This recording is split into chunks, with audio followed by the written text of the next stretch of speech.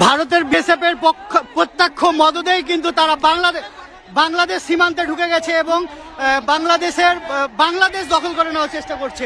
এই মুহূর্তে তারা বাংলাদেশ সীমান্তে চলে এসে তারা পাথর নিক্ষেপ করছে এবং বিপুল বোমা মজুত করে রেখে তারা বোমা চালাচ্ছে। আমরা দেখতে পেয়েছি কয়েকজন বিজিবি সদস্য কিন্তু এখানে আহত হয়েছে।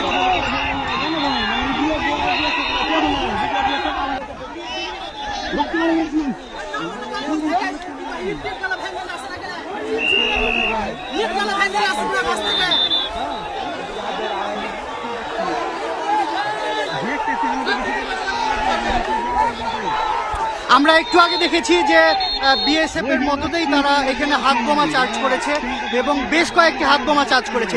বিএসএফ এর পাশে দাঁড়িয়েই তারা ইট চালাচ্ছে, কিন্তু তারা কোনো প্রকারেও কিন্তু কর্ণপাত করছে না এবং নিষেধ করছে না। তারা আসলে তাদের দেশের নাগরিকদেরকে সুড়সুড়ি দিচ্ছে এক কথায় বাংলাদেশের সাথে পায়ে পা বাঁধিয়ে ঝগড়া করার জন্য। এখন এই মুহূর্তে ওই জায়গাতে যারা ভারতে রয়েছে তারা বাংলাদেশের সীমান্তে রয়েছে এবং এই যে দেখেন তারা কিভাবে ইট চালাচ্ছে বাংলাদেশের ভিতরে ঢুকে।